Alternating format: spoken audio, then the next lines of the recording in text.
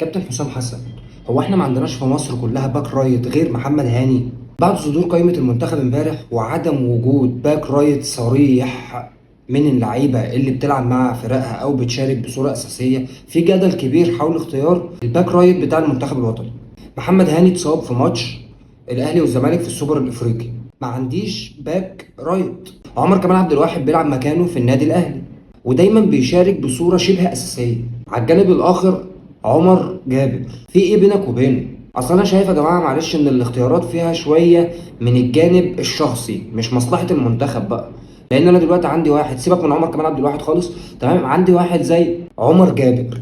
عمر جابر تقريبا عامل موسم حرفيا من احسن مواسمه، لسه الراجل متوج ببطوله السوبر، تمام، على حساب النادي الاهلي وهو بيلعب باك رايت، مع ان الفتره الاخيره كان بيلعب باك ليفت وكان مأدي فيها بنسبه 80%. يعني انت بتلعب وهتكسب لاعب ممكن يلعب في الجبهتين، لا قدر الله محمد حمدي لو اتصاب فتوح مش موجود، لعب مين؟ عمر جابر ممكن يحل لك المعضله دي.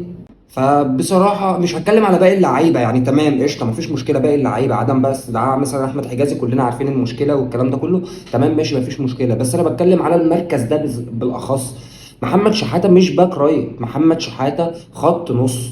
احمد عيد تمام بس مش على كفاءه عمر جابر، يعني مش على كفاءه عمر جابر ولا عمر كمال عبد الواحد، ولا هو كل اللي اسمه عمر بس انت عندك عمر مرموش يعني. فبالتوفيق لمنتخبنا، ويا ريت كابتن حسام حسن ياخد باله من اللعيبه دي شويه يعني. جماعة أنا بقول على لعيبة الزمالك بقى والإدارة بتاعتهم كفاية مقابلات تلفزيونية بعد كده، لأن أنتوا بتيجوا تبوظوا الدنيا بشوية تصريحات كده بتحسس الناس إن أنتوا يعني في كوكب تاني.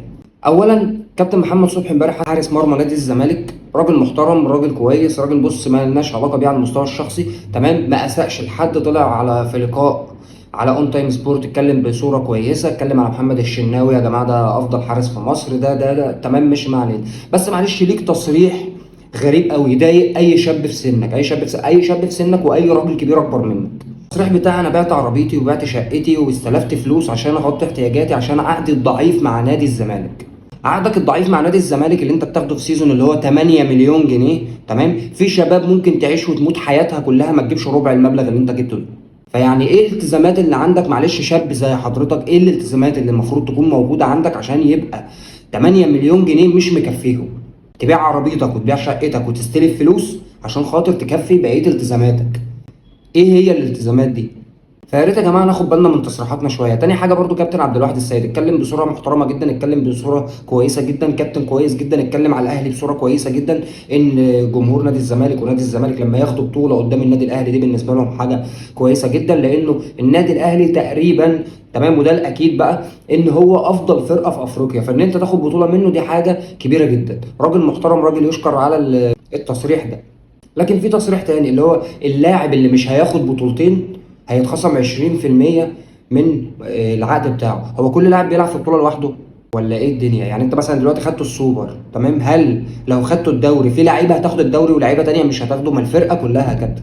يعني لما تطلع تقول تصريح زي دوت، قول تصريح بقى ان الفرقه عقوبه اللعيبه في اللائحه الجديده، عقوبه اللعيبه اللي من الفرقه لو ما خدتش بطولتين اللعيبه كلها هتخصم منه، لكن ما تجزأش لاعب، لان في ناس بتاخد ايه الكلام ده يعملوا عليه كوميكس ويعملوا عليه تريقه ويعملوا عليه الكلام. فانت انا متاكد ان انت ما انتش قصدك كده، انت راجل كبير، راجل محترم، كابتن عاقل، وبصراحه من انظف الشخصيات اللي لعبت كوره في مصر واللي ماسكه في الاداره الانديه دلوقتي.